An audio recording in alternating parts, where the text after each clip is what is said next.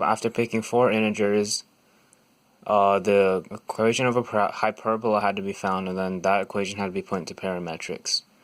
So for my points, I chose 12, 8, 10, -6, which gave me a covertice at 12, 8, and a foci at 10, -6.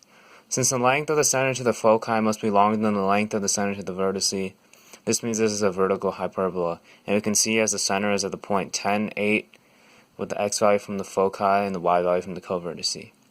This equation would then follow the format y minus k squared over a squared minus x minus 8 squared over b squared equals 1, with b being the distance from the covertice to the center, c the distance from the foci to the center, and b would be 2c is 14.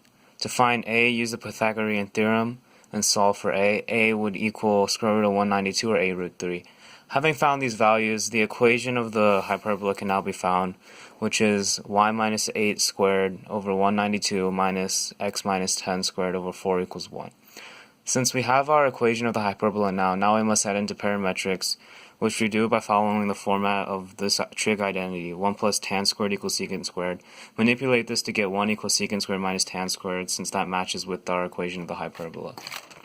The next step would be to set each equation, secant to y and tan to x, and then simplifying the equation so they are in terms of x and y, so they can be considered parametric equations, giving us a root 3 secant t plus 8 equals y and 2 tan t plus 10 equals x.